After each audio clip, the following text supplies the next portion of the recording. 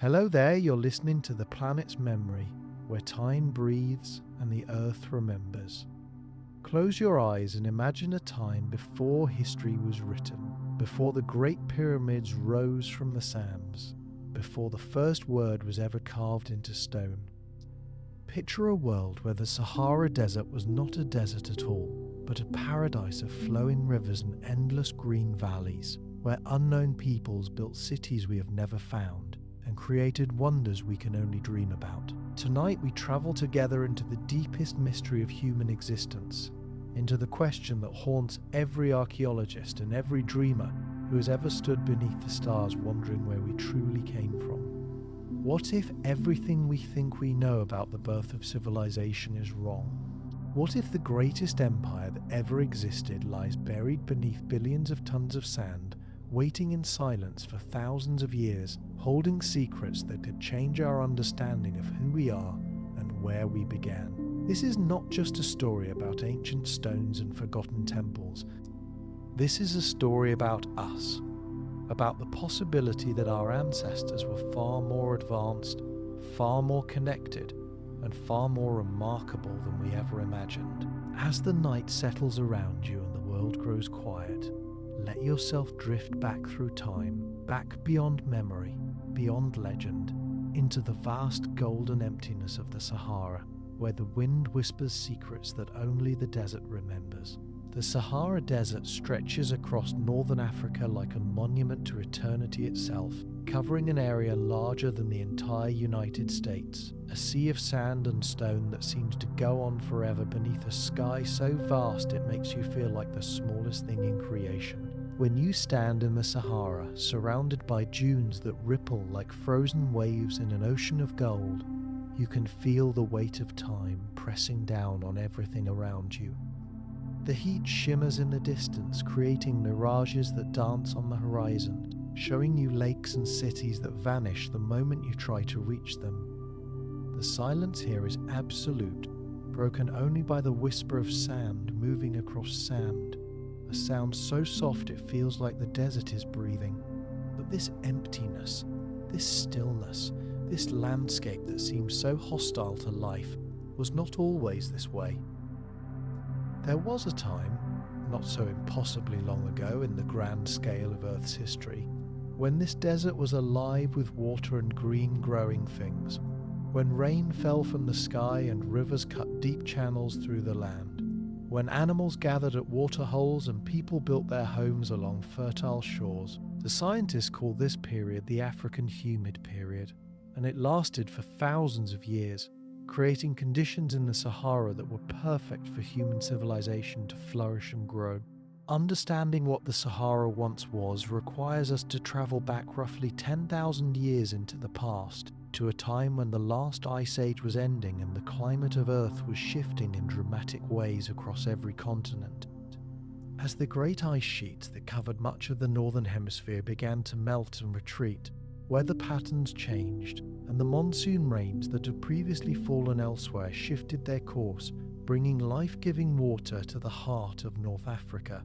The transformation was not sudden but gradual, taking place over centuries as rain began to fall more frequently, as temporary streams became permanent rivers, as seeds that had lain dormant in the sand suddenly sprouted and spread across the landscape. Within a relatively short time in geological terms, the Sahara became a savanna, similar to the grassland you can still see today in parts of East Africa, covered with acacia trees and grasslands, dotted with lakes and marshes where fish swam and birds nested. Archaeological evidence tells us that elephants roamed these ancient savannas, along with giraffes, hippos and crocodiles, creating an ecosystem rich and diverse enough to support not just animals but human communities as well. The rock art that remains scattered across the Sahara provides our clearest window into this lost world, images painted and carved onto stone surfaces by people who wanted to record what they saw and experienced. In remote locations throughout the desert, particularly in regions like the Tassilian Niger Plateau in Algeria and the Caucasus Mountains in Libya, you can still find these ancient artworks preserved by the dry climate. showing scenes of daily life from thousands of years ago. The images show herders tending cattle, hunters pursuing game, dancers celebrating some forgotten festival, and boats sailing on bodies of water that no longer exist. These are not crude stick figures but sophisticated artistic expressions, showing attention to detail and a clear desire to capture the world accurately. Some of the paintings show people swimming, others show fishing scenes with nets and spears, and many depict animals that could never survive in the desert as it exists today. The sheer number of these rock art sites and their distribution across the entire Sahara suggests that the region supported a substantial human population for thousands of years, people who had developed complex cultures and social structures, people who had time for art and ceremony and the recording of their stories. But the rock art also shows us something else, something that makes researchers pause and wonder about what else might be hidden beneath the sand. Some of the images, particularly the older ones dating back 7,000 or 8,000 years, show structures that look like buildings, arrangements of lines and shapes that suggest organized settlements, and symbols that resemble writing or at least some form of organized communication. In a few locations, the paintings include images that some researchers interpret as maps, showing what might be trade routes or territorial boundaries, suggesting a level of organization and planning that we typically associate with more advanced civilizations. There are also depictions of what appear to be ceremonies or rituals, with groups of people arranged in specific formations, sometimes around central figures who might be leaders or priests, hinting at social hierarchies and religious systems. All of this evidence points to the same conclusion, that the Green Sahara was not just inhabited by scattered nomadic groups, but by organized communities with established customs, territories, and possibly even forms of government or social control that we would recognize as the building blocks of civilization. The question that keeps archaeologists awake at night is this: if these communities existed, if they thrived for thousands of years in the Green Sahara, what happened to them when the rains stopped? The African humid period did not last forever. Starting around 5,000 years ago, the climate began to shift again, this time becoming drier, as the monsoon patterns changed course once more, and the rains that had sustained the Green Sahara gradually diminished. The transformation back to desert was not instantaneous, but it was inexorable, taking place over centuries as lakes slowly dried up, rivers shrank to seasonal streams and then disappeared entirely, and the vegetation that had covered the land withered and died. The animals migrated away, following the water south and east to regions that remained hospitable. The people faced a choice. They could leave, following the animals and the water to new lands, or they could try to adapt to survive in a landscape that was becoming increasingly harsh and unforgiving. Most of them left. We know that much from genetic studies showing that populations from the Sahara region dispersed into sub-Saharan Africa and into the Nile Valley during this period. But what if some stayed? What if some communities, the largest and most established ones, the ones with the most to lose by abandoning their homeland, tried to endure? The idea that advanced civilizations could simply vanish, leaving almost no trace behind, might seem far-fetched until you consider how much of human history remains hidden, even in regions we think we know well. New archaeological sites are discovered every year, often in places that have been inhabited continuously for millennia, revealing that entire chapters of our past were simply forgotten or never recorded in the first place. In the jungles of Central America, laser scanning technology has recently revealed massive Mayan cities that were completely overgrown by vegetation, cities that supported populations of hundreds of thousands of people and then were abandoned and lost to memory. In the deserts of the Middle East, satellite imagery has identified thousands of archaeological sites that were previously unknown, showing that our ancestors built far more extensively than we realized. If cities can disappear beneath jungle canopy in a few centuries, how much more completely could they vanish beneath the shifting sands of the world's largest desert over the course of 5,000 years? The Sahara is particularly good at hiding things. The sand here does not stay in one place but moves constantly, driven by winds that can reach tremendous speeds, building dunes hundreds of feet high and then sweeping them away, covering and uncovering the landscape in an endless cycle. A site that is exposed today might be buried under 20 feet of sand tomorrow, and vice versa. The erosion caused by wind-blown sand is also severe, wearing away at any exposed surfaces with an abrasive effect that can reduce solid rock to powder over time. Wood, fabric, and organic materials decay rapidly in the extreme heat and dry conditions, leaving behind only the most durable materials like stone and metal, and even those can be scattered and broken beyond recognition. Add to this the fact that the Sahara is vast, inhospitable, and difficult to explore systematically, and you begin to understand why archaeologists speak of it as one of the last great frontiers of discovery, a place where major finds could be waiting almost anywhere, if only we knew where to look. There have been tantalizing discoveries over the years that hint at the possibility of something larger waiting to be found. In the early 20th century, European explorers traveling through remote parts of the Sahara reported finding ruins of stone structures, some of considerable size, in locations far from any known ancient settlements. Many of these reports were vague and poorly documented, written by travelers who lacked archaeological training and who were more interested in crossing the desert quickly than in recording what they found. Some described walls of cut stone blocks arranged in geometric patterns. Others mentioned finding pottery fragments and metal tools in the middle of nowhere, far from any water source or obvious reason for people to have been there. A few reports even mentioned finding inscriptions in unknown scripts, carved into rocks or stone tablets, that no one could read or identify. That most of these early reports were dismissed by the academic establishment as exaggerations or misidentifications, and because the locations were often difficult to relocate in the vastness of the desert, very few of these sites were ever properly investigated.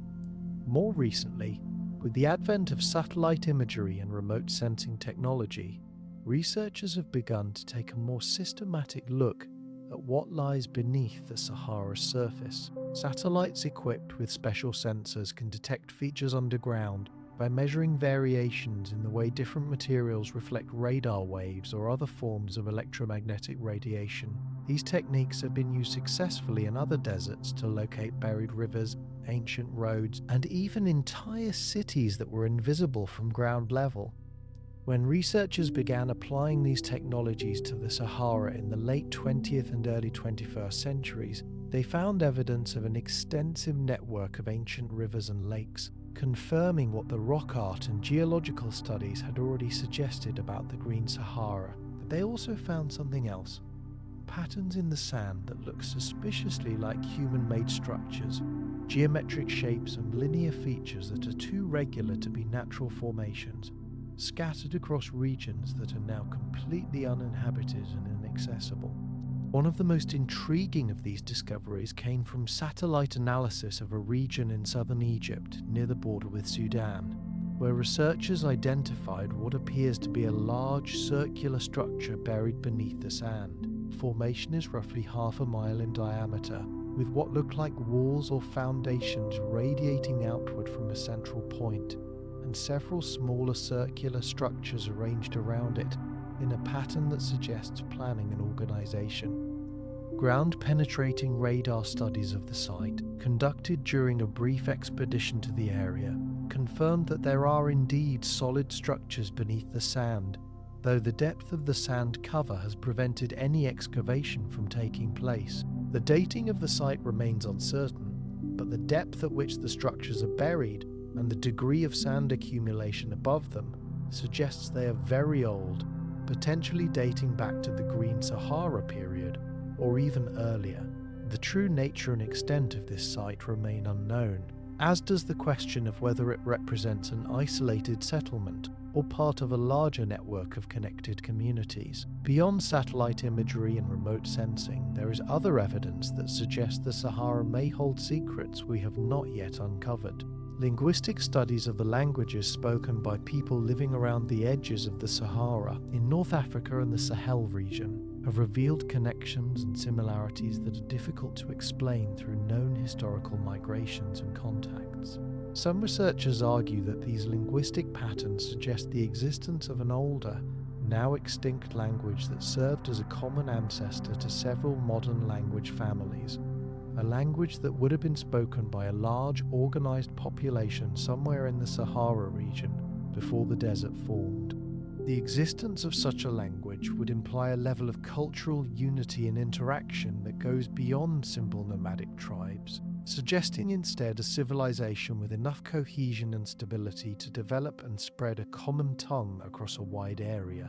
Genetic studies add another layer to this mystery. DNA analysis of modern populations in North Africa and the surrounding regions shows patterns of ancestry that include a component unique to this area, distinct from both sub-Saharan African and Middle Eastern genetic signatures. This unique genetic heritage appears in populations all around the Sahara's edges, from Morocco to Egypt to Chad, suggesting that their ancestors shared a common origin point, likely somewhere in what is now the desert.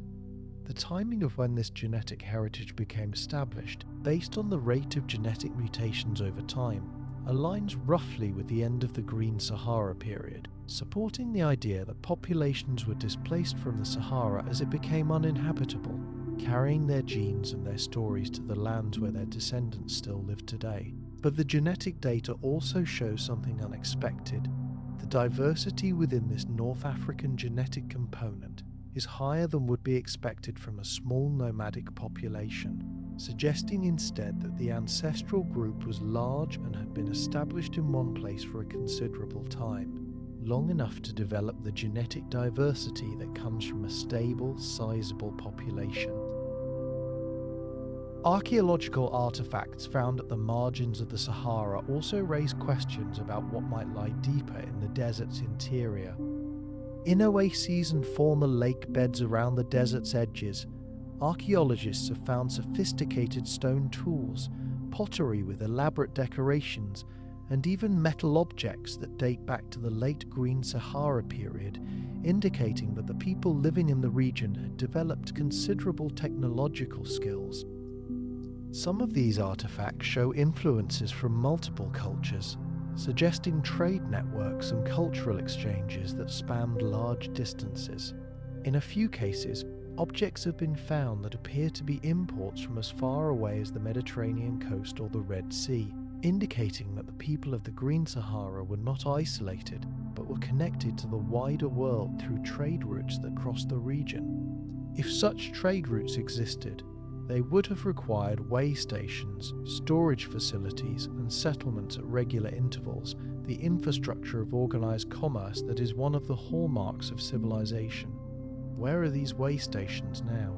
Are they still out there, buried beneath the sand, waiting to be found? The oral traditions of the peoples who live around the Sahara today provide another intriguing source of information, though one that must be approached carefully and critically. Many of these groups have stories passed down through generations that speak of a time when the desert was green and their ancestors lived in great cities near vast lakes. The Tuareg people who still traverse the Sahara as nomadic herders and traders have legends of ancient kingdoms that ruled the desert in the distant past, kingdoms whose names and exact locations have been forgotten, but whose memory persists in songs and stories. Some of these legends speak of cities built of stone, of kings who commanded thousands of warriors, of libraries filled with knowledge, and of a time of prosperity that ended when the waters dried up and the people were forced to scatter. Skeptics point out that oral traditions can become distorted over time, that details get added or changed, and that such stories might reflect later historical events, or even pure mythology rather than genuine historical memories. But other researchers argue that oral traditions have been proven accurate in other cases, preserving information about real events and places across many generations, and that dismissing these Saharan legends without investigation would be a mistake. Understanding why we do not have definitive proof of ancient civilizations in the Sahara requires understanding the immense practical challenges involved in searching for and excavating archaeological sites in one of the most hostile environments on Earth. The Sahara is not just hot and dry. It is extreme in ways that make sustained research efforts extraordinarily difficult and expensive. Summer temperatures regularly exceed 120 degrees Fahrenheit in the shade, and there often is no shade. Water must be carried in, along with all food and supplies, as there are no resources available in most parts of the desert. The nearest roads and settlements might be hundreds of miles away from potential sites of interest, requiring expeditions to bring in specialized vehicles capable of crossing sand dunes and rocky terrain. Dust storms can arise with little warning, reducing visibility to zero and making it impossible to continue work. And the fine sand gets into everything, damaging equipment and making even simple tasks difficult. The political situation in many parts of the Sahara adds another layer of difficulty. The desert spans multiple countries, some of which have unstable governments or ongoing conflicts that make research impossible. Obtaining permits to conduct archaeological work can be a bureaucratic nightmare, and in some regions, the security situation is so dangerous that no amount of scientific interest justifies the risks to researchers' lives. Large areas of the Sahara are effectively off limits to Western researchers, controlled by local groups who may not welcome outsiders or who demand payments and guarantees that academic institutions cannot provide. Even in more stable countries, the remoteness of the desert means that governments often have limited ability to provide support or security for expeditions, leaving researchers largely on their own in the event of emergencies. All of these factors combine to mean that only a tiny fraction of the Sahara has ever been systematically surveyed, let alone excavated, leaving vast regions completely unexplored from an archaeological perspective. The cost of mounting a proper archaeological expedition into the deep Sahara is prohibitive for most institutions. A single season of fieldwork, lasting perhaps 2 or 3 months, can easily cost hundreds of thousands of dollars. Once you factor in transportation, equipment, supplies, security, permits, and salaries for the team members. Ground-penetrating radar equipment, satellite imagery analysis, and other remote sensing technologies add additional costs. Given that the likelihood of finding anything significant in any given location is uncertain, and that multiple seasons of work might be required to properly investigate a single site, funding agencies are often reluctant to support Saharan archaeology when the same resources could be used for research in more accessible locations, with higher probabilities of producing publishable results. This creates a self-perpetuating cycle. Because little work has been done in the Sahara, there is limited evidence to support theories about what might be there, and because there is limited evidence, it is difficult to obtain funding to do the work that would generate more evidence. The few excavations that have been conducted at promising sites in the Sahara have revealed just enough to make researchers even more eager to know what else might be waiting undiscovered.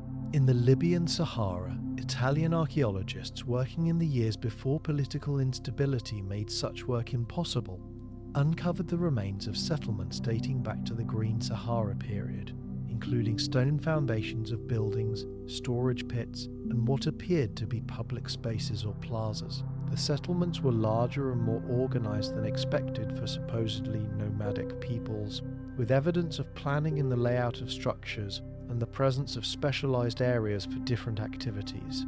Some of the buildings showed architectural features, like cornerstones and doorway arrangements, that suggested the inhabitants had developed a consistent building style, perhaps even something like an architectural tradition passed down across generations.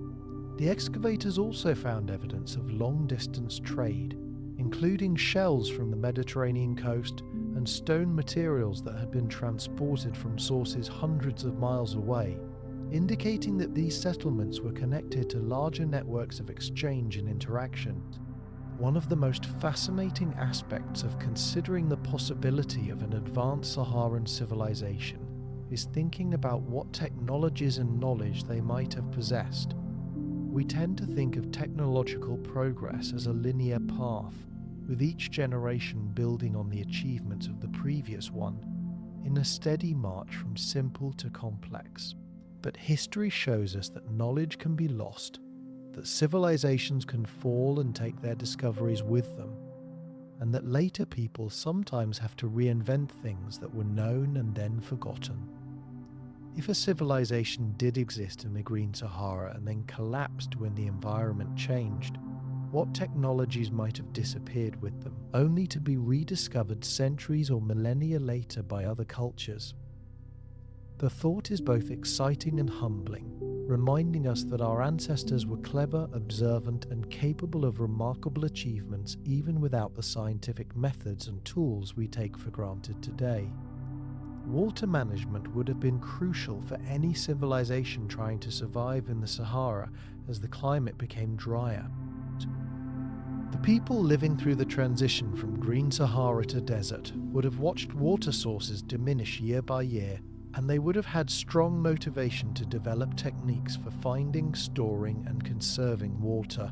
Archaeological evidence from other ancient cultures shows that sophisticated water management systems were developed independently in several parts of the world, including underground aqueducts, cisterns carved into rock, and irrigation channels that could direct water over long distances. It is entirely plausible that similar technologies were developed in the Sahara, perhaps even earlier than in other regions, driven by the desperate need to adapt to a changing climate.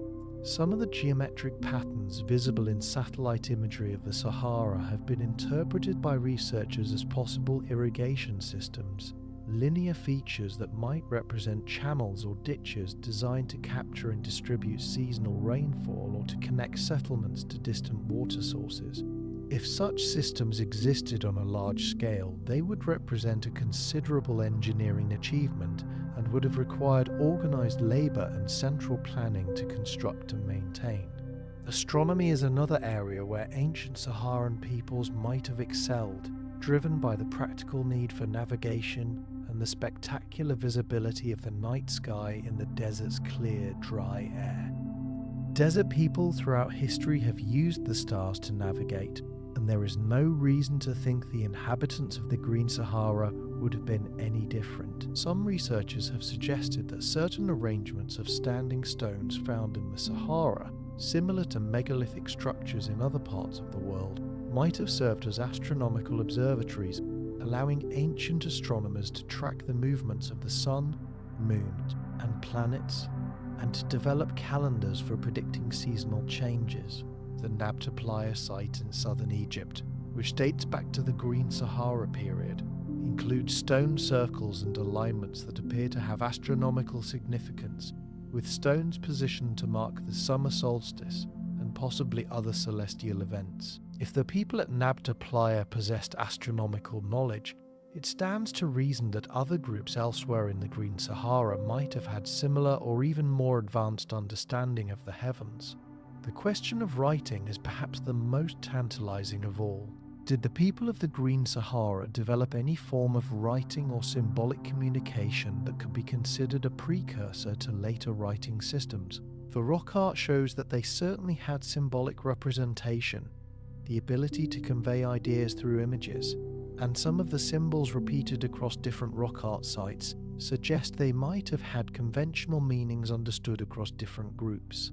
A few researchers have argued that some of the geometric patterns and abstract symbols in Saharan rock art represent an early form of proto-writing, a system of marks that conveyed specific information rather than just decorative or artistic expression. The evidence is far from conclusive, and the academic community remains deeply divided on this question, with many scholars arguing that true writing, defined as a system capable of representing language fully and systematically, did not develop until much later in Mesopotamia and Egypt. But if we allow for the possibility that the Sahara held a civilization sophisticated enough to need written communication for trade, administration, or religious purposes, then the possibility of Saharan writing, or at least proto-writing, becomes more plausible. One of the most intriguing aspects of the Sahara mystery is its potential connection to the rise of the ancient Egyptian civilization in the Nile Valley. The timing is suggestive, as the Sahara dried out and became uninhabitable roughly 5,000 to 6,000 years ago.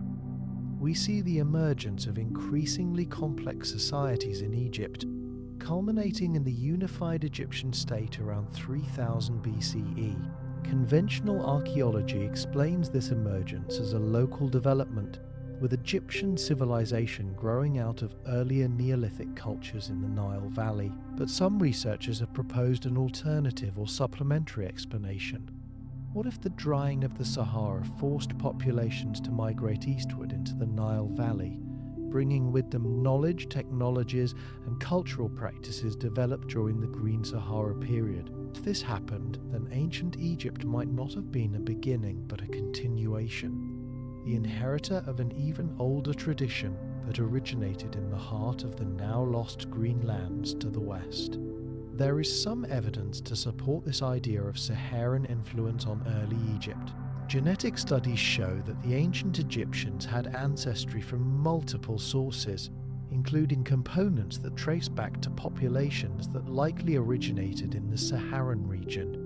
Linguistic analysis has identified possible connections between ancient Egyptian and certain Berber languages still spoken in North Africa, suggesting shared roots that might date back to the Green Sahara period. Archaeological finds in the western desert of Egypt, the part of the Sahara closest to the Nile Valley, show cultural similarities to both Saharan rock art sites and early Egyptian material culture, as if this region served as a bridge or transition zone between the two areas. Some of the earliest temples and ceremonial sites in Egypt are located in the desert west of the Nile, rather than in the river valley itself, which strikes some researchers as significant, possibly indicating that religious traditions or sacred sites important to incoming Saharan peoples were established first in the desert before being replicated and elaborated in the Nile Valley itself. The famous Egyptian myths of a primordial time when the gods walked the earth and civilization was born might also preserve echoes of this deeper past. Egyptian religious texts speak of a first time, called Zep Tepi, when the world was different and the foundations of civilization were laid by divine beings or ancestral heroes. Traditional Egyptology interprets these myths as purely religious allegory, symbolic explanations for the origins of kingship and social order. But myths often contain kernels of historical truth distorted and embellished over generations of retelling but rooted in real events and real places. Could the Egyptian first time be a cultural memory of the Green Sahara, transformed in the retelling into a divine golden age? Could the gods and heroes of Egyptian myth be the leaders and founders of Saharan communities, elevated to divine status by their descendants? These questions cannot be answered definitively with current evidence, but they point to productive areas for future research and cross-disciplinary collaboration between Egyptologists, archaeologists, and specialists in comparative mythology. The possibility of connections extends beyond Egypt to other ancient civilizations around the Mediterranean and in the Near East. Trade routes across the Sahara existed in later historical periods, connecting sub-Saharan Africa with North Africa and the Mediterranean world, and there is no reason such routes could not have existed earlier as well. If communities in the Green Sahara were engaged in long-distance trade, they might have interacted with early farming cultures in the Levant, with proto-urban societies in Mesopotamia, or with maritime peoples along the Mediterranean coast. Such interactions could have involved not just the exchange of goods, but also the exchange of ideas, technologies, and cultural practices, creating a web of influences that shaped the development of multiple civilizations across a wide area. Tracing these potential connections is difficult because it requires comparing archaeological materials from regions that are rarely studied together, looking for similarities in artifact styles, architectural techniques, or symbolic systems that might indicate contact or shared origins. But as more data becomes available and as analytical methods improve, researchers are beginning to ask these questions and to explore the possibility that the ancient world was more interconnected than we have traditionally believed. Understanding what might have happened to a Saharan civilization requires understanding the profound impact that climate change had on the region.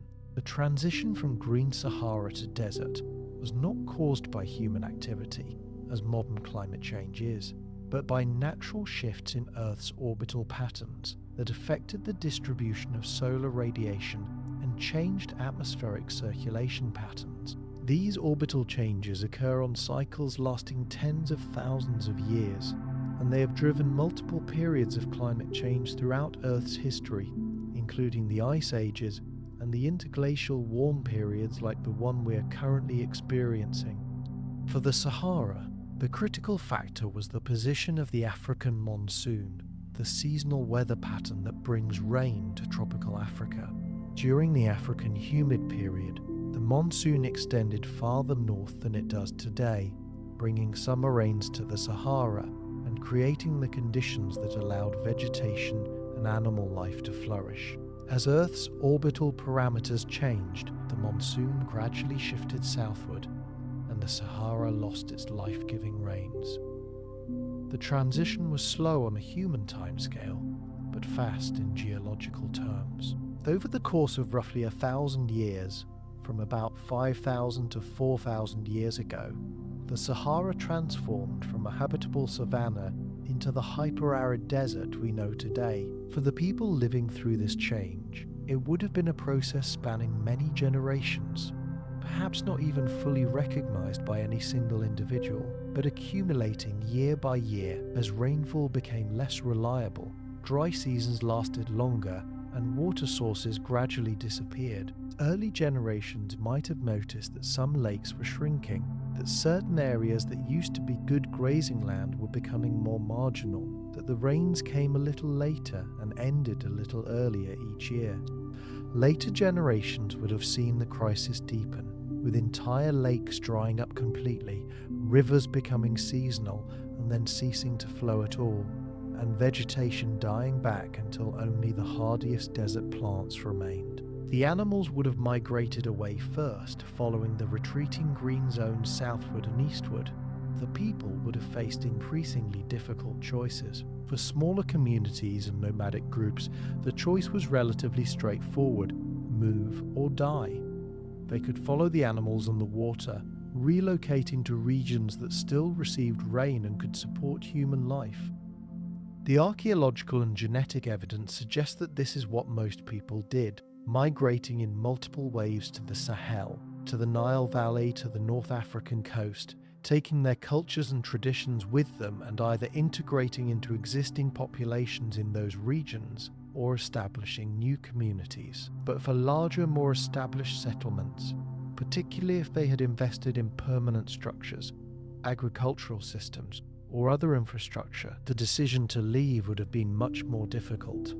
These communities might have tried to adapt, to survive in place by developing the technologies and social strategies needed to extract enough resources from an increasingly harsh environment to maintain their way of life. For a time, this might have worked. Deep wells could access groundwater long after surface water disappeared. Stored grain and other preserved foods could buffer against poor harvest years. Trade with more fortunate regions could bring in supplies to make up for local shortages. But ultimately, the climate change was too severe for any community to resist indefinitely. As the desert expanded and intensified, even the most determined efforts at adaptation would have been overwhelmed. Water sources that had sustained communities for generations would have failed completely. Agricultural lands would have become sterile. Wild food sources would have vanished as the ecosystem collapsed. The population that the land could support would have declined steadily, forcing difficult decisions about who stayed and who left, which elders and which children could be supported with the dwindling resources. In the end, the choice might not have been made consciously at all, but imposed by circumstances, as one after another, individuals and families made the decision to leave, drawn away by reports of better conditions elsewhere.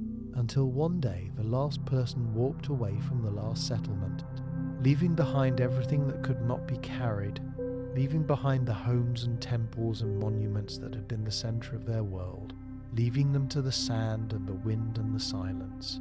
Imagine for a moment that you could sweep away all the sand covering the Sahara, removing the billions of tons of dust and dunes that have accumulated over thousands of years, revealing the land surface as existed at the end of the Green Sahara period. What would you see? Based on the limited evidence we have, based on comparisons with other ancient civilizations, based on informed speculation grounded in archaeological theory and environmental science, we can construct a picture of what might be lying beneath the desert's surface, waiting to be discovered. The reality, if and when we find it, will surely be different from anything we imagine. But the exercise of imagining helps us understand what to look for and where to focus our limited resources for exploration. At the most basic level, there would be the remains of settlements, places where people lived for extended periods and left behind the debris of daily life. These might range from small camps occupied seasonally by herders to larger permanent villages with houses, storage buildings, and communal structures.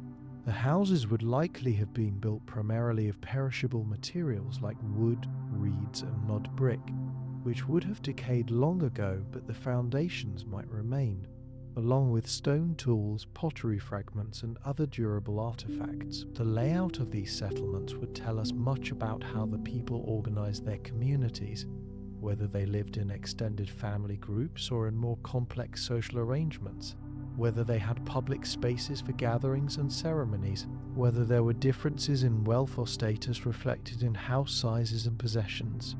Middens, the ancient trash heaps where people discarded broken tools and food waste, would be treasure troves of information about diet, technology, and trade, preserving organic remains that could be dated and analysed. Larger settlements, if they existed, might have had monumental architecture, structures built not for practical daily use but for religious, political, or symbolic purposes. These might include temples or shrines, places where religious ceremonies were conducted and offerings were made to gods or ancestors. They might include assembly halls or council chambers where community decisions were made. They might include tombs or mortuary complexes where important individuals were buried with ceremony and grave goods. Monumental architecture serves multiple purposes in ancient societies. It demonstrates the power and resources of the builders. It creates focal points for community identity and cohesion. It embodies religious or cosmological beliefs, and it serves as a lasting legacy, a way of ensuring that the builders are remembered by future generations. If a Saharan civilization had reached a level of complexity where monumental building was possible and desirable, then such structures might still exist beneath the sand, built of stone or mud brick, weathered and damaged but potentially still recognizable for what they were. There might also be engineering works, modifications to the landscape made to serve practical purposes. These could include water management systems like wells, cisterns, and channels for irrigation, or for directing seasonal floodwaters. They could include roads or paths connecting settlements marked by cleared corridors through the vegetation, or by stone cairns and markers. They could include defensive works like walls or ditches if the communities felt threatened by raiders or rival groups. They could include agricultural features like field boundaries, terraces on hillsides to prevent erosion, or stone clearance piles from land preparation. Each of these features would have required considerable labour to construct and would have been maintained over long periods, representing a communal investment in the infrastructure needed to support a sedentary lifestyle. Finding such features would be strong evidence of social organisation and forward planning. Key characteristics of civilizations. The most exciting possibility, and the most speculative, is that the Sahara might hold evidence of intellectual and artistic achievements that would fundamentally change our understanding of human cultural development. If a Saharan civilization existed and flourished for thousands of years, its people would have accumulated knowledge about their environment, developed explanations for natural phenomena, created stories and myths, composed music and poetry, and perhaps recorded some of this in permanent form. The rock art we know about gives us a glimpse of their artistic abilities, but rock art is limited to what can be pecked or painted onto stone surfaces. What if they also created sculpture, carved wooden or stone figures of gods or ancestors or animals? What if they wove textiles with complex patterns, made jewelry and decorative objects, crafted musical instruments? What if they kept records in some form? Notched bones to count time or possessions, painted symbols on pottery to indicate ownership or contents, scratched marks on stone tablets to record important events.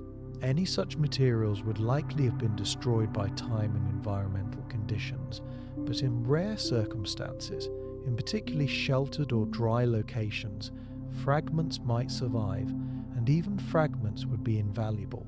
Despite all the challenges and difficulties, the search for evidence of ancient Saharan civilizations continues, driven by the passion and dedication of researchers who believe that the desert still has secrets to reveal. Advances in technology are making this search more feasible than ever before.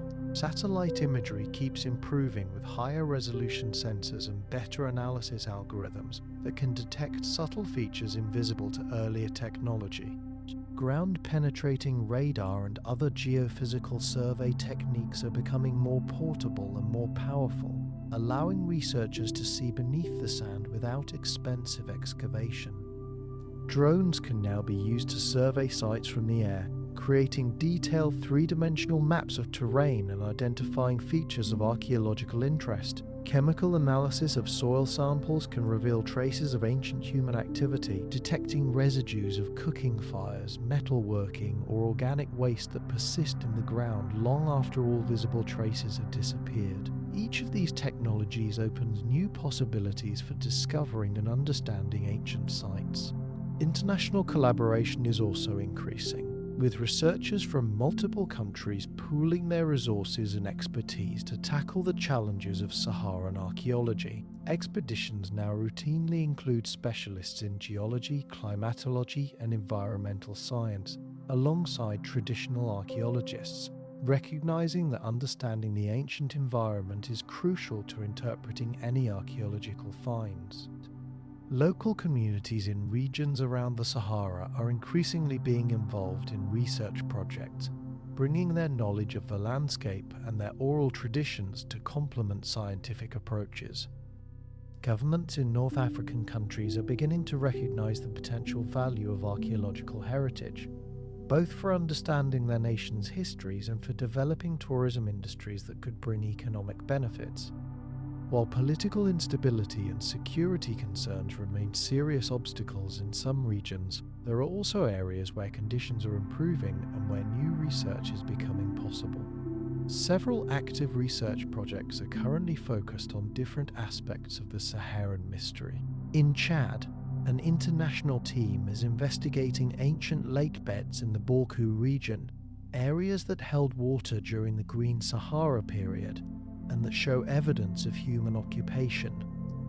Preliminary surveys have identified numerous archaeological sites around these former lakes, and excavations at a few of these sites have recovered artifacts including pottery, stone tools, and possible architectural remains. In Algeria, researchers are working to document and preserve the rock art sites of the Tassili Najer using modern photographic techniques and digital recording to create permanent archives of these fragile artworks before they deteriorate further.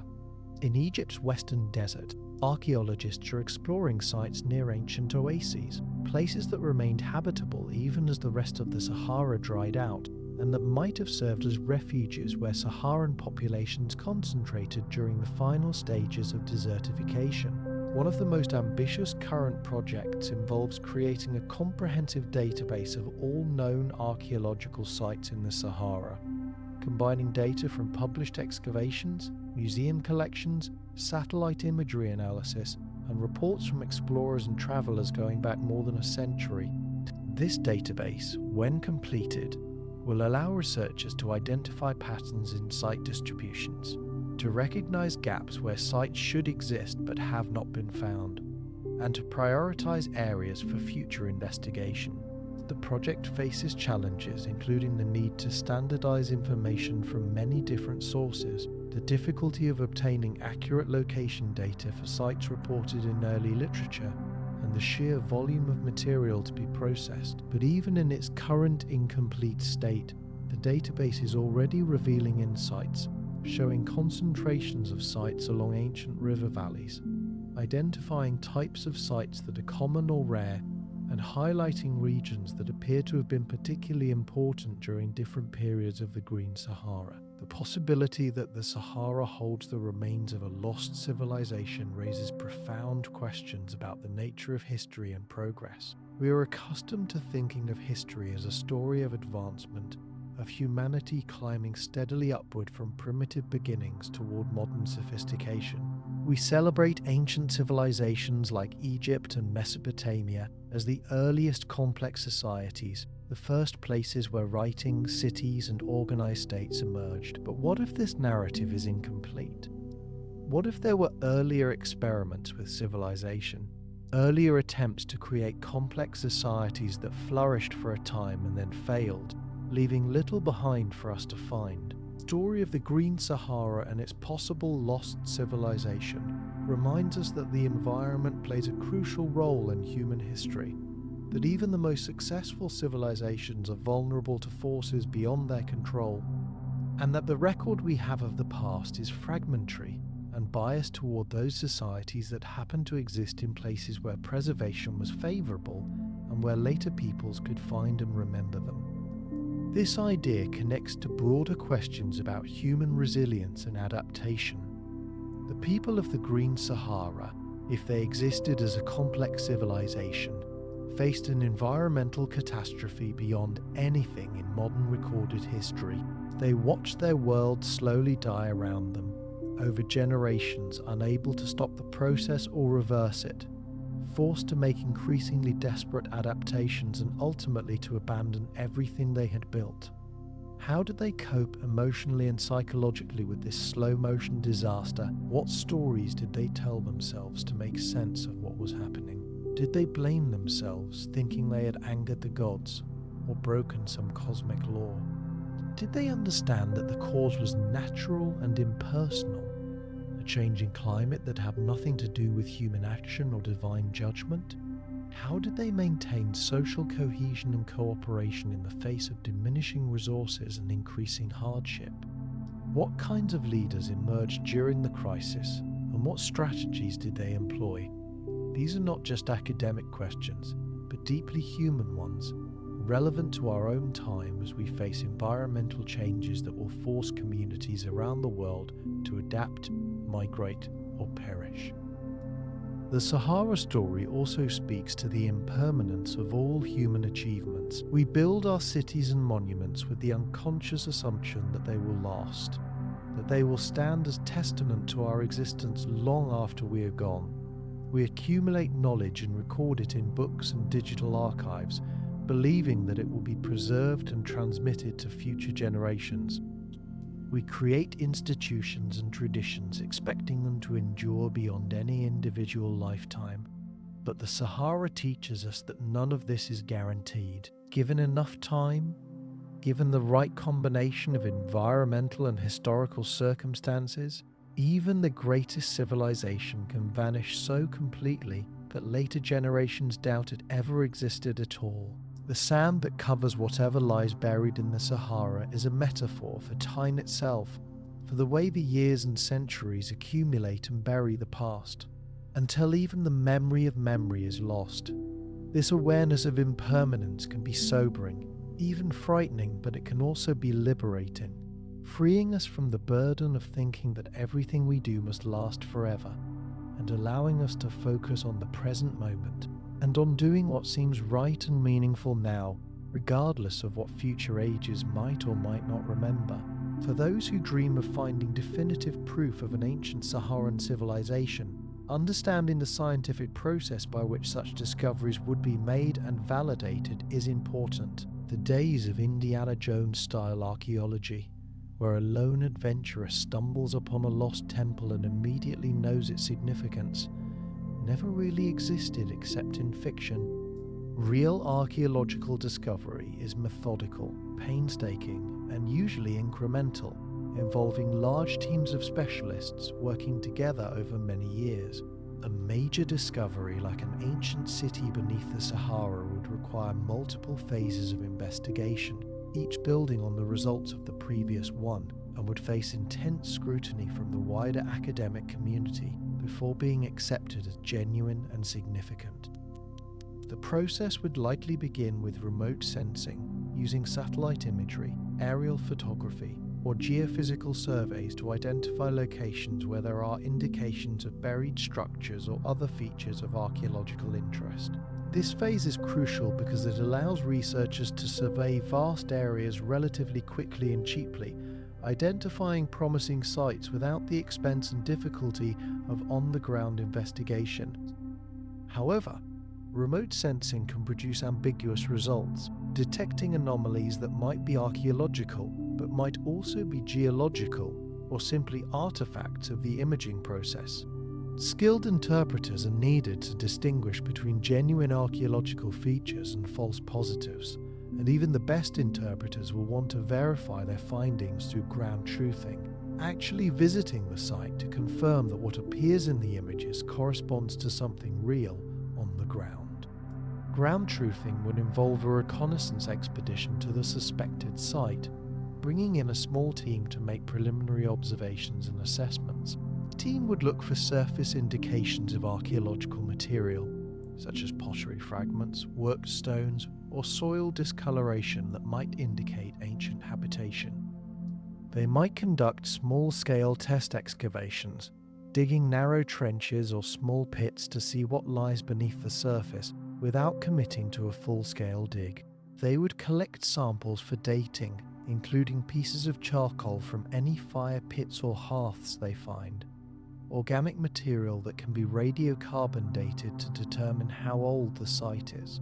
They would map the site carefully, recording the locations of all features and finds, creating a detailed plan that can guide future work. If the results of ground truthing are promising, showing clear evidence of significant archaeological remains, then the next phase can begin. A full excavation would require substantial funding, a large team, and multiple field seasons to complete. Excavations must be done carefully and systematically, removing sand and soil in controlled layers, screening everything to recover even small artifacts, recording the precise position of every find. The goal is not just to recover objects, but to understand the context in which they were deposited, to reconstruct the activities that took place at the site, and to build up a detailed picture of how the site was used over time. Different areas of the site might require different excavation strategies. Living areas need careful attention to floors and hearths, and the distributions of artifacts that reveal daily activities. Burial areas require respectful treatment of human remains and meticulous recording of grave goods and burial positions. Monumental structures need to be excavated to reveal their architectural plans and construction methods. All of this work is labor-intensive and time-consuming, made more difficult by the harsh desert environment. Alongside excavation, specialists would be conducting various types of analysis on the materials recovered. Pottery would be examined for manufacturing techniques, decoration styles, and chemical composition that can reveal where the clay was sourced and how the pots were used. Stone tools would be analysed to determine what types of stone were used, how the tools were made, and what activities they were used for. Any metal artifacts would be subjected to metallurgical analysis to understand the composition of the metal and the techniques used to work it. Organic remains, including seeds, bones, and charcoal, would be identified to species or plant type and used to reconstruct ancient diets and environments. Soil samples would be analysed for chemical signatures of human activity. Radiocarbon dates from organic materials would be combined with other dating methods to build a chronology for the site, establishing when it was occupied and for how long. Each of these analyses generates data that must be integrated and interpreted, a process that can take years beyond the end of field work. It would be misleading to suggest that all archaeologists and ancient historians believe that a lost civilization lies beneath the Sahara. In fact, the majority position in the academic community is considerably more skeptical. Many scholars argue that while the Green Sahara certainly supported human populations, there is no compelling evidence that these populations developed anything that could properly be called a civilization, in the technical sense that archaeologists use that term. They point out that civilization as defined by archaeologists requires certain characteristics, including urbanism, monumental architecture, social stratification, specialized occupations, writing or other complex record-keeping systems, and centralized political authority. While the Green Sahara had communities of people who made art, traded over long distances and adapted to their environment, that does not necessarily mean they had cities, kings, priests, scribes, and the other trappings of civilizations, like ancient Egypt or Mesopotamia. The skeptical position emphasizes the lack of direct evidence. Despite satellite imagery and occasional ground surveys, no one has yet found unambiguous remains of cities or major architectural complexes in the deep Sahara. The structures that have been found are modest, consisting of simple stone foundations and features that are consistent with small villages or seasonal camps, not with urban centres. The rock art, while impressive, does not include the kinds of scenes you would expect if complex hierarchical societies existed, such as depictions of battles, tribute, or rulers receiving homage. The artifacts that have been recovered are typical of Neolithic herding cultures, not of more advanced civilizations. If there really were major settlements and monumental buildings out there, the skeptics argue, surely we would have found some trace of them by now, especially given the sophistication of modern remote sensing technology.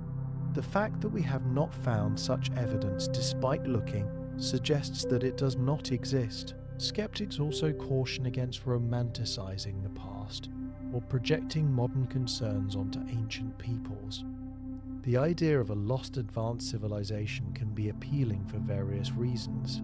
It makes a good story, it challenges conventional narratives, it suggests that ancient peoples were more capable than we give them credit for, and it resonates with contemporary anxieties about climate change and civilization collapse. But archaeological interpretation should be based on evidence, not on what we find appealing or comforting. The burden of proof rests on those who claim that something extraordinary existed, not on those who maintain that the conventional explanation is sufficient.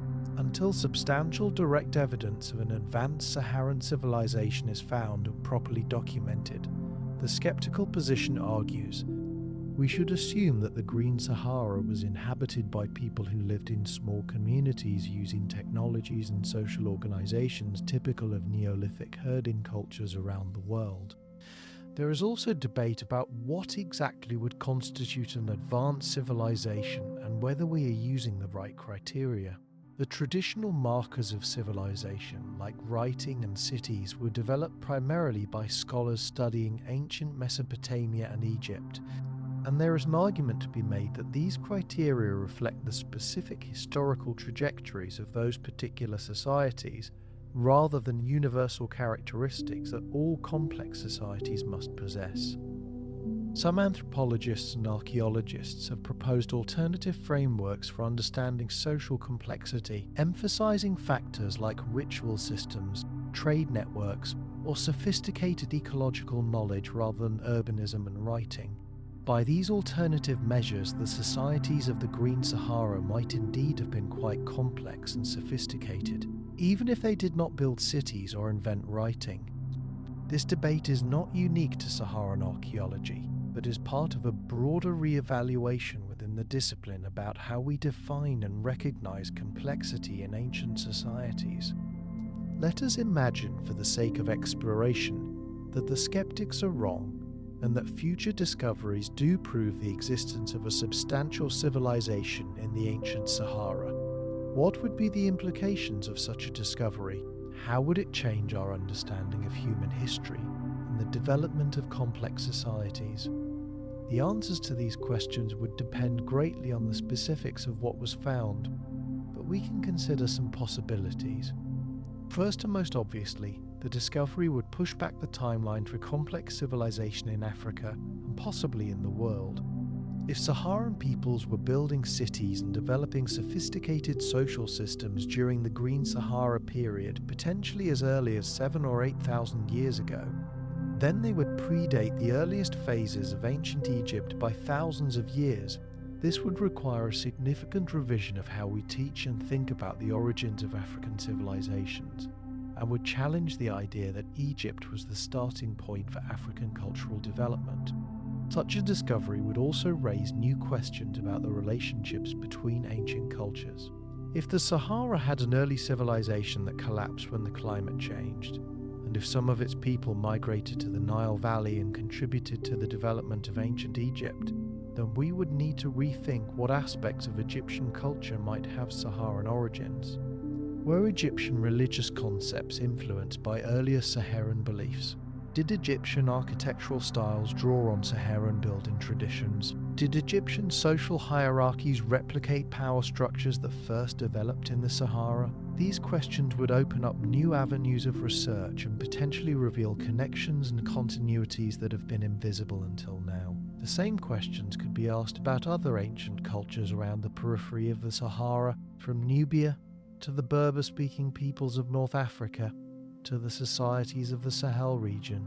The discovery would also provide a vivid case study in how civilizations respond to environmental catastrophe, which could have relevance for contemporary concerns about climate change. If archaeologists could reconstruct in detail how Saharan societies adapted as their environment deteriorated, what strategies they used, which ones succeeded and which failed, how social and political structures changed under environmental stress, and ultimately how and why the civilization collapsed, this information would be valuable for understanding the challenges we face today. While the circumstances are different, there are parallels between the slow environmental collapse of the Green Sahara and the gradual but accelerating impacts of modern climate change. Both involve changes unfolding over timescales longer than individual human lives. Both create winners and losers, with some regions affected more than others. Both require adaptation and potentially migration on large scales. Learning from the past does not give us simple answers for the present, but it can provide perspective and perhaps warning about the stakes involved. Finally, proving the existence of a lost Saharan civilization would be a powerful reminder of how much we still do not know about our past. It would demonstrate that major chapters of human history can remain hidden for thousands of years, waiting to be discovered by future generations with better tools and new perspectives. This awareness of our ignorance is healthy and important, preventing us from becoming too confident that we have figured out how everything happened, and allowing us to remain open to new evidence and new ideas. It would also be a triumph for the scientific method, showing how systematic investigation, technological innovation and persistence can eventually solve even the most difficult mysteries. And it would be profoundly exciting, capturing public imagination and inspiring new generations of researchers to pursue careers in archaeology and related fields, continuing the great human project of understanding where we came from and how we came to be who we are. Behind all the scientific questions and archaeological theories, the Sahara mystery is ultimately about people, about the lives of individuals who were born, grew up, loved, worked, worried, celebrated, and died in a world vastly different from ours, but who were fundamentally human in the same ways we are. If we could somehow travel back in time to the Green Sahara at its height, we would find children playing games, parents teaching their offspring the skills needed to survive, elders telling stories of the old days, craftspeople taking pride in their work, leaders making difficult decisions, healers tending to the sick and injured, artists creating beauty. The specific details of their daily lives would be strange to us, shaped by the different environment and technology and cultural assumptions of their time, but the underlying emotions and motivations would be familiar. They wanted safety and security for themselves and their families. They wanted their communities to thrive. They wanted their lives to have meaning and purpose.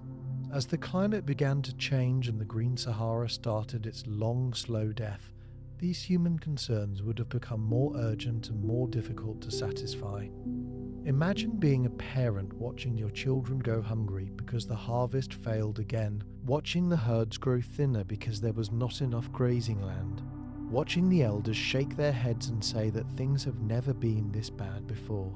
Imagine being a leader responsible for making decisions that would affect the entire community, trying to decide whether to stay one more season hoping conditions would improve or to leave immediately while the people still had the strength to migrate. Imagine being an elder who remembered better times, who could tell stories of when the lake was full and the rains came every summer without fail, who wondered what had gone wrong and whether the younger generation had somehow offended the spirits or the gods. Imagine being a young person coming of age in a world that seemed to be ending, wondering whether to start a family of your own when the future looked so uncertain. These were real people facing real crises, and while we cannot know exactly what they thought and felt, we can empathize with their situation and recognize the courage and resilience it must have taken to endure what they endured. Some of them made the choice to leave, to abandon the land their ancestors had lived on for generations, to walk away from the graves of their grandparents and the places where their most important memories were anchored, to set out for unknown lands hoping to find a better life. This decision required tremendous bravery, facing the dangers of long-distance travel through increasingly harsh desert, not knowing what they would find when they arrived at their destination, trusting that somehow they would survive and build new lives. Others made the choice to stay, to stick with what they knew, even as conditions worsened, hoping they could outlast the crisis or adapt to the new reality. This choice also required courage, the determination to endure hardship rather than flee from it, the commitment to place and tradition over comfort and survival. In the end, whether they left or stayed, whether they survived or perished, these ancient people deserve to be remembered and honored for their humanity. They were not just data points in an archaeological study or abstractions in a theoretical debate. They were individuals with inner lives as rich and complex as our own, with dreams and fears, joys and sorrows, successes and failures. If their civilization is truly lost beneath the Sahara, if we never find more than fragmentary traces of what they built and who they were, that does not diminish the reality that they lived and that their lives mattered to them and to the people they loved. And if someday we do find substantial evidence of their existence, if we excavate their cities and read their records and reconstruct their history in detail, we should approach that evidence with humility and respect, recognizing that we are dealing with the remains of real human lives, and that our interpretations and theories, however sophisticated, can only ever capture a pale shadow of the full reality of who they were. There is something about the Sahara that invites contemplation and wonder, something that has drawn travelers and dreamers for centuries and continues to draw them today. Perhaps it is the sheer scale of the landscape, the way it makes you feel small and temporary in the face of geological time and cosmic indifference. Perhaps it is the quality of the light, the way the sun blazes down from a sky so blue it almost hurts to look at, the way the stars at night are so bright and numerous they seem close enough to touch. Perhaps it is the silence, so complete that you become aware of sounds you never notice in ordinary life. The beating of your own heart, the whisper of breath moving in and out of your lungs, the faint ringing that is always present in your ears but usually drowned out by other noise. In that silence, in that immensity, it becomes easy to imagine that you are hearing voices from the past, echoes of ancient peoples calling out across the millennia, trying to tell us something if only we could understand. The wind in the Sahara shapes everything it touches, It carves rocks into fantastic shapes, creating natural sculptures that look like they were designed by some surrealist artist. It builds dunes hundreds of feet high and then tears them down again, moving tons of sand from one place to another with patient, implacable force. Scours and polishes, erodes and deposits, constantly reworking the landscape so that nothing stays the same for long. This same wind has been blowing for thousands of years, since the time when people lived and built and dreamed on lands that are now buried beneath the sand. The wind was there when the rains stopped coming, when the lakes dried up, when the last trees died. The wind witnessed everything, but wind cannot speak, cannot tell us what it saw. We are left to imagine and infer, and hope that someday the wind will shift the sand in just the right way to reveal what lies beneath. Walking through the Sahara, following ancient dry riverbeds, or climbing to the tops of rock outcrops to look out over the endless ocean of dunes, you cannot help but wonder what you are walking over. How many times have you unknowingly passed within feet of something important? Some artifact or structure that lies just beneath the surface, invisible and unsuspected. What if the next dune you climb has a city buried underneath it? What if the flat gravel plain you are crossing right now was once the bottom of a lake where people fished and swam and built their houses along the shore? What if that pile of rocks over there is not just a natural formation but the collapsed remains of a wall or a tower? The uncertainty is both frustrating and exhilarating. It means that discovery is always possible, that the very next step you take might bring you to something no one has seen for thousands of years. It means the mystery is still alive, still unsolved, still waiting for someone with enough curiosity and determination and luck to crack it open. Beyond the specific question of whether a lost civilization lies beneath the Sahara, the broader story has lessons to teach us about the relationship between humans and their environment, about the fragility of all our achievements, and about the importance of remembering and learning from the past. The Green Sahara and its transformation into desert is one of the most dramatic examples of natural climate change in recent Earth history, a reminder that the climate is not stable but constantly changing, sometimes gradually and sometimes rapidly, in response to forces that operate on scales far larger than human lifetimes. The peoples of the Green Sahara had no way to prevent the climate change that destroyed their homeland. It was driven by orbital mechanics, by the slow wobble in Earth's axis, and the gradual precession of the equinoxes, forces completely beyond human control. But they did have choices about how to respond, about when to adapt and when to migrate, about what to save and what to abandon. We face similar choices today regarding climate change, though in our case the changes are largely driven by human activities rather than by natural cycles. We can learn from the past about the consequences of different choices and about the human capacity for both resilience and folly. The story also teaches us about memory and forgetting. If there was indeed a significant civilization in the ancient Sahara, it has been almost completely forgotten, surviving only in scattered archaeological traces, and possibly in transformed myths and legends. This forgetting was not inevitable. It happened because the people who remembered, who knew the stories and the history, eventually died without passing their knowledge on effectively, either because they were overwhelmed by the crisis of environmental collapse, or because the knowledge seemed less important to their descendants living in new lands under new conditions. Oral traditions can preserve information for many generations, but they are vulnerable to disruption. When communities fragment and scatter, when languages change or disappear, when catastrophes kill large numbers of elders who hold traditional knowledge, the threads of memory can break, and whole sections of the past can be lost. Written records are more durable in some ways, but they too can be lost or destroyed, and they are useless if later generations cannot read the script or have lost interest in what was written. Our modern world generates enormous amounts of recorded information, but we should not be complacent about the permanence of our records. digital storage media decay, file formats become obsolete, and future generations might have difficulty accessing or interpreting what we leave behind. There is also a lesson about humility and the limits of our knowledge. The confident narratives we construct about the past are based on incomplete evidence, fragmentary remains that have survived by chance through accidents of preservation and discovery.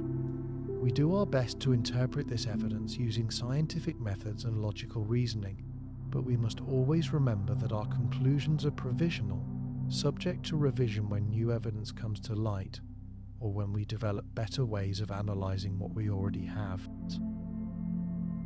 The history of archaeology is full of examples of theories that were once widely accepted and later overturned, of sites that were misinterpreted for decades until someone took a fresh look and saw what others had missed, of whole civilizations like the Mycenaeans or the Hittites that were thought to be mythical until archaeological proof of their existence was found. We should approach claims about lost civilizations with appropriate skepticism, demanding solid evidence before accepting extraordinary claims, but we should also remain open to the possibility that the conventional wisdom is incomplete and that there is still much to discover.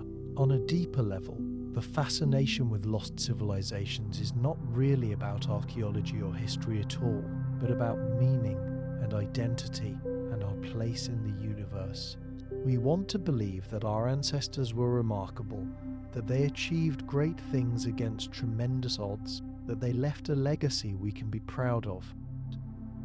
We want to believe that human civilization is not a fragile accident, but a deep and enduring pattern, something that has emerged multiple times and in multiple places, because it represents a fundamental human drive to organize, to build, to create something larger than individual existence.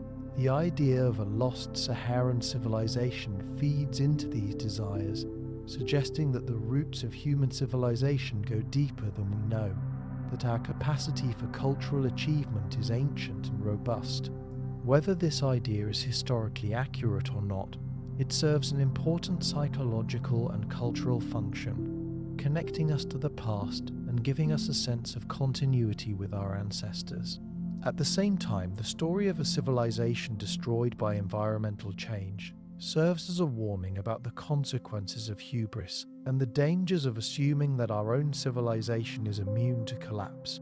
History is littered with societies that seemed powerful and permanent to those living in them, but that eventually fell apart, leaving only ruins and memories. The ancient Romans could not imagine that their empire would ever end, but end it did, collapsing over several centuries into fragments that would eventually become modern European nations. The Maya built magnificent cities in the jungles of Central America, and then abandoned them for reasons that are still debated. The inhabitants of Easter Island created an impressive culture that exhausted the island's resources and collapsed, leaving behind the famous stone statues as mute testimony to their achievements and failures. Our own modern global civilization, for all its technological sophistication and economic power, faces challenges including climate change, resource depletion, political instability, and the risks of nuclear war and pandemics. We like to think we are different, that we have science and democracy and international institutions that will allow us to solve these problems and avoid the fate of earlier civilizations. But perhaps that is exactly what people in earlier civilizations thought too. The search for a lost Saharan civilization is therefore not just an academic exercise, but a meditation on mortality and meaning, both personal and civilizational. We know that our own individual lives will end, that the people and places we love will eventually be lost to us, that time erases everything. But we comfort ourselves with the thought that something of us will survive, that we will be remembered by those who come after us, that our contributions to family, community, or humanity will have lasting impact. Civilizations are the same. Even as they thrive, there is an awareness that nothing lasts forever, but there is also hope that something will endure, that future generations will remember and honor what was accomplished. When civilizations truly are lost, when even the memory of them fades away, it challenges these comforting assumptions and confronts us with the possibility that in the end, everything we do might be forgotten. But perhaps there is also something liberating in this recognition. If we cannot control whether we will be remembered, if our works might vanish as completely as those of the ancient Saharans, then perhaps we can focus instead on living well in the present, on doing what seems right and good and beautiful for its own sake, without worrying so much about legacy and permanence. Night in the Sahara is unlike night anywhere else. In regions far from cities and roads where there is no artificial light for hundreds of miles in any direction, the darkness is absolute and the stars are so bright they cast shadows. The Milky Way stretches across the sky like a river of light, and you can see thousands of individual stars with the naked eye, more than most modern people ever see in their entire lives. In this darkness beneath this sky, it is easy to understand why ancient peoples were astronomers, why they tracked the movements of the stars and planets and wove them into their mythologies and religions. The sky in such a place is not just beautiful, it is overwhelming, making you feel the vastness of the cosmos and the smallness of Earth, making you wonder about your place in it all and whether any of it means anything beyond the meanings we ourselves create. The people of the Green Sahara would have seen this same sky, would have watched these same stars wheel overhead through the long desert nights. They would have given the constellations names and stories, connecting the patterns in the sky to the patterns of their lives on Earth, using the stars to navigate, to mark the seasons, to time their ceremonies and migrations. Some of their stories might have been passed down in changed form, preserved in the mythologies of their descendants, even when the people themselves were forgotten. When we look up at the stars from the Sahara today, we are seeing what they saw, sharing an experience across thousands of years, connected to them through the simple act of looking up and wondering. In that moment, the distance in time collapses, and they do not seem so remote or so lost. They were people like us, standing under the same sky, asking the same big questions about existence and meaning, finding such answers as they could and passing them on to their children. If we ever do find the remains of a Saharan civilization, if we excavate their cities and reconstruct their history, one of the most valuable things we might discover is how they thought about these big questions, what stories they told themselves about who they were and why they mattered, what they believed happened after death, how they made sense of suffering and joy and the mystery of being alive. Every civilization creates its own answers to these questions, answers that are shaped by the particular circumstances and experiences of that culture, but that also reflect something universal about the human condition. The ancient Egyptians believed in an afterlife and built elaborate tombs to ensure safe passage to the next world. The ancient Greeks celebrated the glory of human achievement while acknowledging the power of fate and the indifference of the universe. The ancient Indians developed sophisticated philosophies exploring the nature of self and reality and the possibility of liberation from suffering.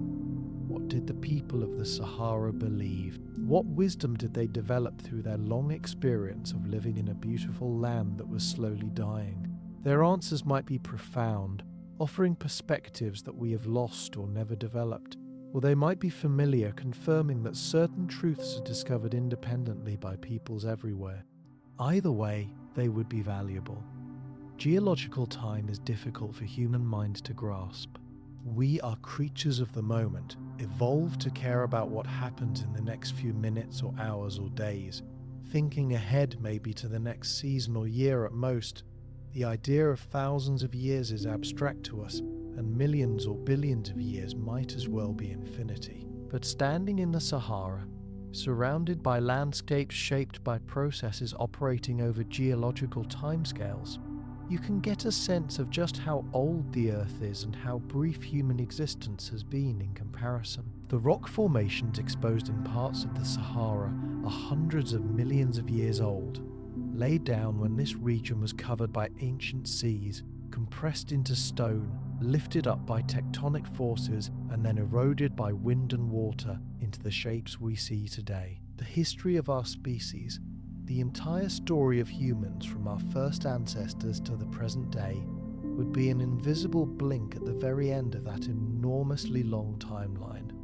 The Green Sahara period, which seems so ancient from our perspective, is nothing in geological terms, a brief interval of unusual wetness in a region that has been mostly dry for millions of years and will likely be dry for millions more. The climate fluctuations that made the Green Sahara possible are themselves part of longer cycles, driven by orbital variations that repeat every tens of thousands of years, creating periods when glaciers advance and retreat, when sea levels rise and fall, when monsoons shift their patterns, and deserts turn green and then turn back to desert again.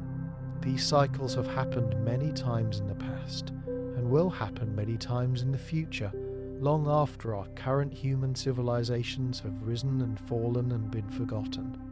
This perspective can be either depressing or liberating depending on your temperament. It can make human concerns seem trivial and meaningless in the face of such vast scales of time and space, or it can free you from the anxiety of thinking that everything rests on your shoulders, allowing you to focus on the smaller scale joys and concerns of human life without worrying about cosmic significance.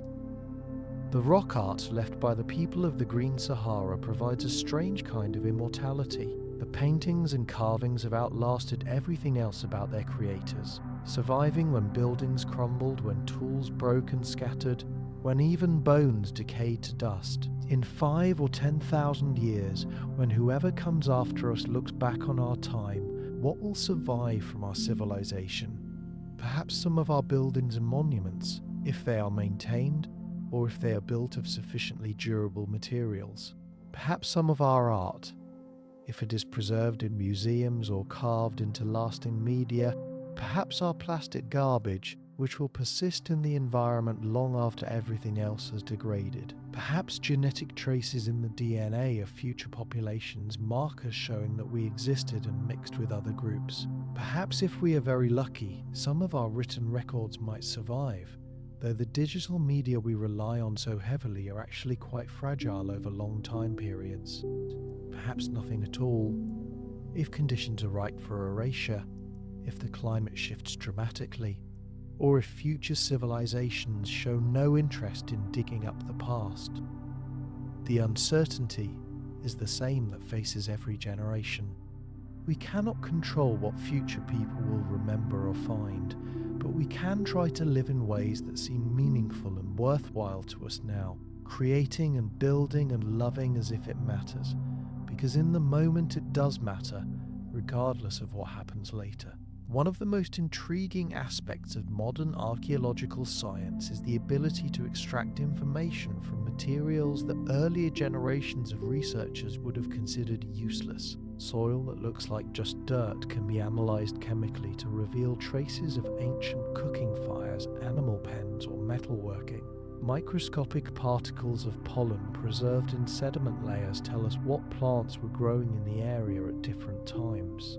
Isotopic analysis of bone fragments can reveal what people and animals were eating, and by extension what the local environment was like. DNA can be recovered from organic remains thousands of years old, providing information about genetic relationships and population movements. Each of these techniques opens a new window into the past, allowing us to see details that were previously invisible. As these technologies continue to improve and as new methods are developed, we can expect to learn much more from archaeological sites, including potentially from sites in the Sahara where conventional excavation has revealed little. One particular promising avenue involves analysis of ancient DNA from sediments. Recent research has shown that it is possible to recover genetic material from soil and sediment samples, even in locations where no bones or other organic remains are visible.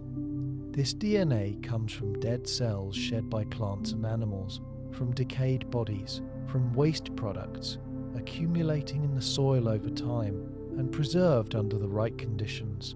By extracting and sequencing this environmental DNA, researchers can identify what species of plants and animals were present in an area at different times, essentially reconstructing the ancient ecosystem without needing to find actual fossils. This technique has already been used successfully at several archaeological sites and shows great promise for understanding past environments. If applied to sites in the Sahara, environmental DNA analysis might reveal what the Green Sahara ecosystem was really like, what animals lived there, what crops or wild plants people relied on, how the ecosystem changed over time as the climate dried.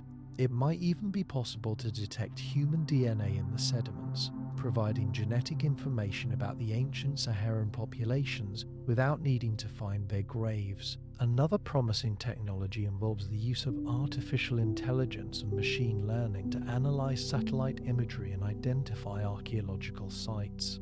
Traditional analysis of satellite images requires trained human interpreters to look at the images and identify features that might be archaeological. This process is time-consuming and subjective, and it is easy to miss subtle features or to misidentify natural formations as human-made.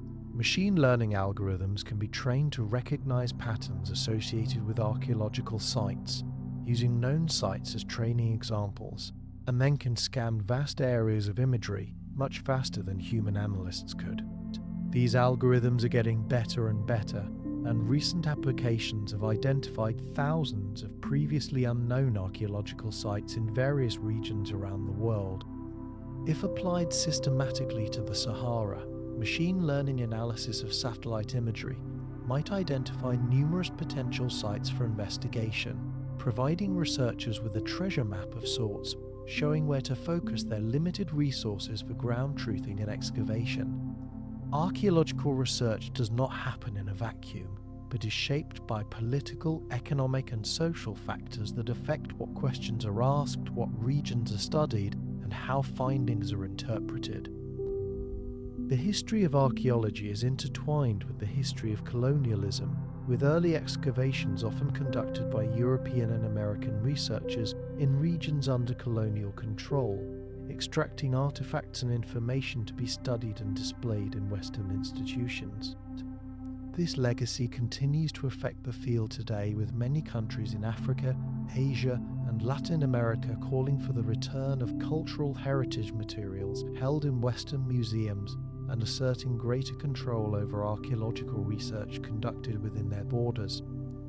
These are legitimate concerns, and the archaeological community has been slowly adapting, developing more collaborative models of research that involve local scholars and communities and that respect local interests in their own heritage. In the context of the Sahara, the politics of archaeology affects who can conduct research and where. The Sahara spans multiple countries including Morocco, Algeria, Tunisia, Libya, Egypt, Sudan, Chad, Niger, and Mali, each with its own government, its own policies regarding foreign researchers, and its own priorities regarding heritage management. Some of these countries have strong archaeological programs and welcome international collaboration. Others are dealing with political instability, conflict, or economic challenges that make archaeological research a low priority or impossible.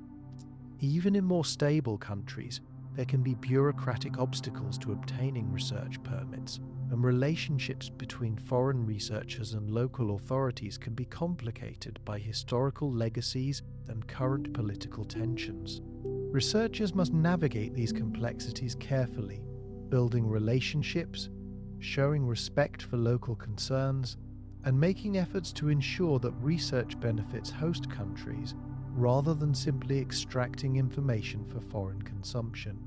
There is also the question of how archaeological findings are used and interpreted within contemporary political discourse.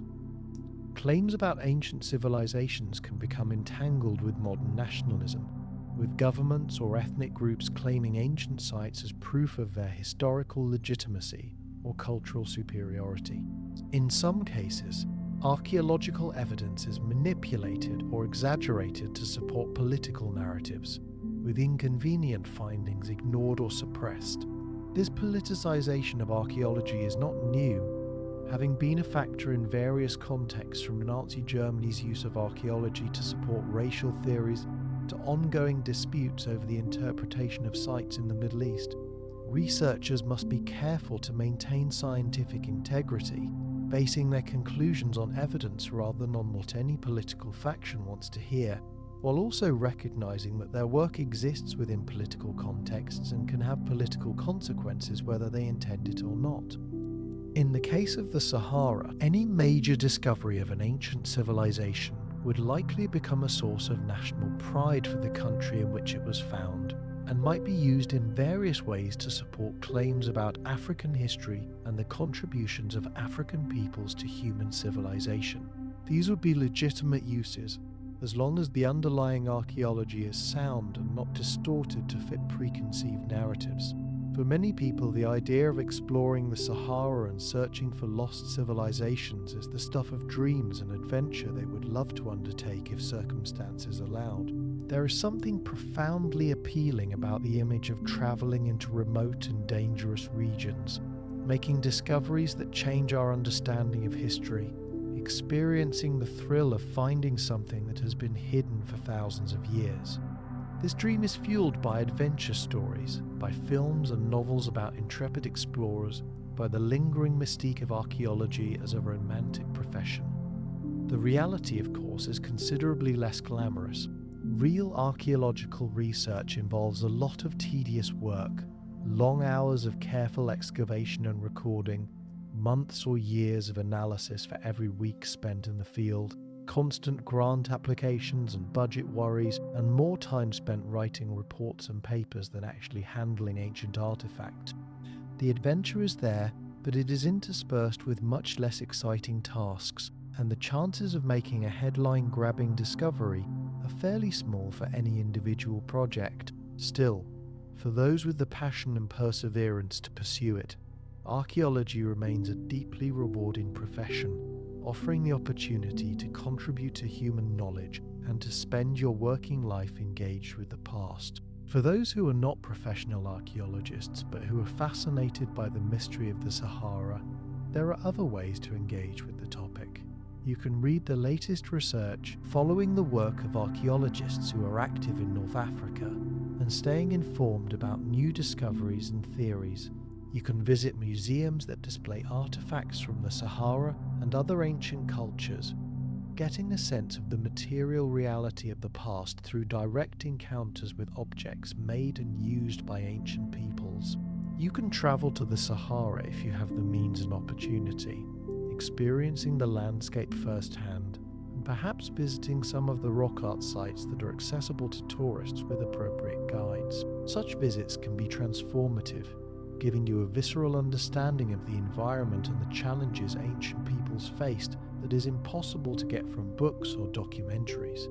You can also support archaeological research through donations to institutions and projects, helping to fund the work that will eventually answer some of the questions we have about the past. Every contribution, whether financial, intellectual, or simply spreading awareness and interest, helps to maintain the scientific effort to understand where we came from. There is also value in the simple act of wondering, of asking questions even when we know we might never get satisfactory answers. The mystery of the Sahara invites us to exercise our imagination, to consider possibilities, to think beyond the established narratives, and entertain the thought that there might be more to the story than we currently know. This kind of speculative thinking is not opposed to scientific rigor, but complements it, generating hypotheses that can then be tested through research. Some of these hypotheses will turn out to be wrong, but others might point toward genuine discoveries. The history of science includes many examples of wild ideas that were initially dismissed but later vindicated, and it also includes many examples of bold hypotheses that were disproven but that nevertheless advanced knowledge by forcing researchers to gather better data and develop more sophisticated theories. The possibility of a lost Saharan civilization fits into this tradition, a provocative idea that pushes the boundaries of what we think we know and challenges researchers to look more carefully at a region that has been understudied and underappreciated. If there are ruins beneath the sand, they wait in silence, neither knowing nor caring whether they will ever be found. Stone does not think or feel, does not mourn the vanishing of the people who cut and shaped it, does not hope for rediscovery. The walls and foundations, if they exist, simply endure, resisting erosion as best they can, slowly weathering under the assault of wind and sand and the extreme temperature fluctuations of the desert. Any organic materials that were once present, the wooden beams and reed roofs and fabric hangings that made ancient buildings livable, have long since decayed to nothing, leaving only the hardest and most durable elements. The sand that covers everything is similarly indifferent, piling up or blowing away according to the dictates of wind and weather, with no memory of what it conceals. In a way, this indifference is comforting. The past is patient. It does not demand to be discovered on any particular timeline. It will wait as long as it takes, decades or centuries or millennia, until someone with the tools and the will to look finally comes along. The rock art, more exposed and vulnerable than any buried structures, faces different challenges. The paintings and carvings are slowly fading, worn away by wind and rain and temperature changes, damaged in some cases by human activity ranging from well-meaning but misguided attempts at preservation to deliberate vandalism. Some sites have been documented and photographed in detail, creating archives that will survive even if the originals disappear. Others have been lost before they could be properly recorded, and more will be lost in the future. This is the nature of things.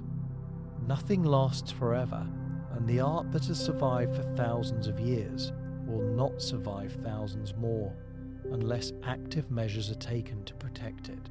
This creates a tension in heritage management. On one hand, there is the desire to make sites accessible, to allow people to visit and experience these ancient artworks directly, which helps to generate the public support and funding needed for preservation efforts. On the other hand, every visitor brings the risk of damage, whether intentional or accidental. And some of the best preserved sites are those in remote locations where almost no one ever goes.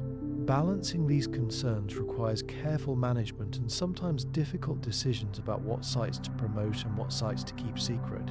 Beyond the physical remains, there is also the question of intangible heritage, the stories and memories and traditions that connect living people to the past. The descendants of the ancient Saharan peoples scattered across North Africa and beyond carry within them genetic and cultural inheritances from their ancestors, even if the specific stories have been lost or transformed. Languages contain ancient words whose origins are forgotten. Folk songs and stories preserve motifs and themes that might date back thousands of years.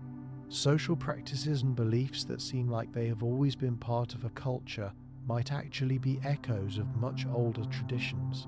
This intangible heritage is in some ways even more fragile than physical artifacts, because it exists only in the minds and practices of living people and can be lost in a single generation if not passed on.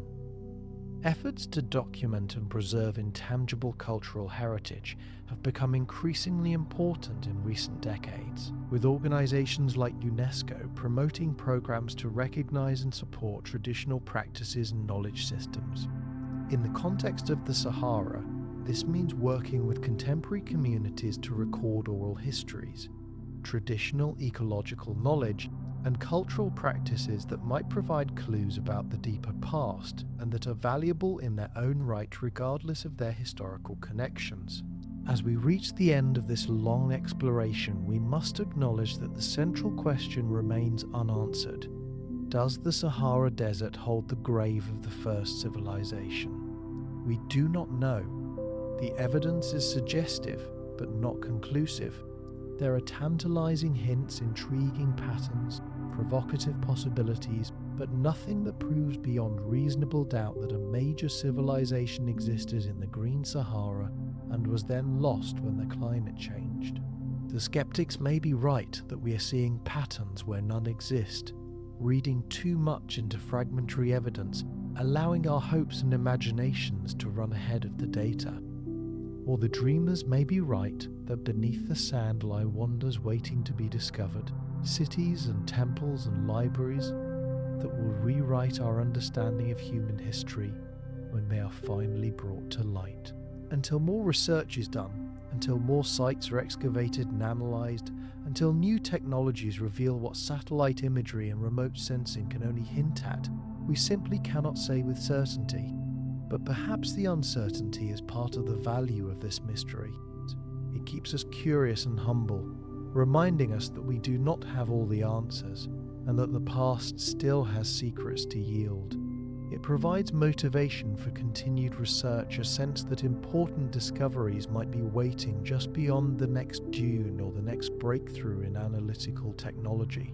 It connects us to the long tradition of human exploration and discovery, the drive to know what lies beyond the horizon and beneath the surface. And it invites us to think deeply about the nature of civilization, about what it means to be human, about our relationship with the environment that sustains us, and about the long arc of history that connects us to our ancestors and that will connect us to our descendants. These are not simple questions with easy answers, but they are questions worth asking, worth pondering during the quiet hours of night when the rest of the world is asleep and you have time to let your mind wander across the ages. The people of the Green Sahara, whoever they were, whatever they achieved, are beyond our reach now in the most fundamental sense. We cannot speak with them or ask them what they thought or felt. We cannot travel back in time to see their world as it really was.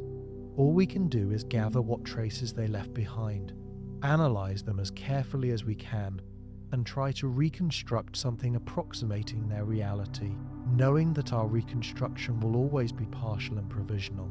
But in attempting this reconstruction, in caring enough about these long-dead people to dedicate time and resources to understanding them, we honour them and affirm that their lives had meaning, that they were part of the human story, and that their experiences contribute to our understanding of who we are and where we come from. Whether they built cities or lived in small villages, whether they developed writing or communicated only through speech and gesture, whether they created monuments or left only rock art, they were our ancestors in the broadest sense, part of the human family, and they deserve to be remembered. As the night deepens and you feel yourself drifting towards sleep, let your mind rest with the image of the Sahara under the stars, vast and silent and patient. Picture the sand stretching away in all directions, the dunes rippling like waves on a frozen ocean, the scattered rocks standing like sentinels marking time. Imagine the wind moving across this landscape, its voice the only sound, carrying with it the dust of ages, particles that might once have been part of walls or tools or the very bones of ancient peoples. Feel yourself becoming small, your individual concerns fading in importance as you contemplate the immensity of time and space. The mystery of the Sahara is not just about what might be buried there, but about the relationship between past and present, between knowing and not knowing, between the permanence we seek and the impermanence that defines existence. Whether or not the Sahara holds the grave of the first civilization, it definitely holds the graves of countless individuals who lived and died there over thousands of years, people whose names we will never know but whose humanity we can recognize and honor. They faced the same fundamental challenges we all face, finding food and water and shelter, protecting their loved ones, making sense of their existence, finding joy and meaning in the brief time they had. They succeeded well enough to survive and reproduce, passing their genes and some of their knowledge forward to future generations, an unbroken chain connecting them to us across 10,000 years or more. In this sense, they are not lost at all, but present in every person alive today who carries even a tiny fraction of their genetic heritage. The desert might hide their buildings and their bones, might scatter their possessions and erase their names, but it cannot erase the fact that they existed and that they matter. Sleep now, and as you sleep, know that the mystery continues, that somewhere researchers are planning expeditions and analysing data and developing new theories. know that the desert keeps its secrets, but that human curiosity and ingenuity have proven capable of solving even the most difficult mysteries given enough time and effort. Know that the past, though it seems remote and lost, is always present with us in subtle ways, shaping our genes and our cultures and our very understanding of what it means to be human. And know that the great questions about where we come from and who we are do not have simple answers, but that the search for answers is itself meaningful and worthwhile, connecting us to something larger than our individual lives, to the vast human project of understanding ourselves and our place in the cosmos. Rest well, and may your dreams be filled with visions of green lands and flowing rivers, of ancient peoples building and creating and living in a world we can only imagine, of mysteries waiting beneath the sand to be discovered by future generations who will remember that we too wondered about these things and did our best to seek the truth. The Sahara sleeps under countless stars, holding whatever secrets it holds, waiting with the patience that only stone and sand can possess. Whether it guards the memory of the first civilization or simply bears witness to the passage of human communities through a landscape that briefly sustained them, it remains one of the great frontiers of archaeological discovery. The story is not over. The final chapters have not been written. Somewhere beneath the sand, whether in the form of great cities or modest villages, whether preserved in remarkable detail or reduced to scattered fragments, evidence remains of the people who once called the Green Sahara home. Someday, perhaps in your lifetime, or perhaps long after, that evidence will be found, and the desert will give up its secrets. Until then, we wait and wonder and continue the search, driven by the very human need to know where we came from and to honour the memory of those who came before us. Sleep well, traveller, and let the mystery of the Sahara carry you into peaceful rest, secure in the knowledge that the past, though hidden, is never truly lost as long as someone still cares enough to look for it.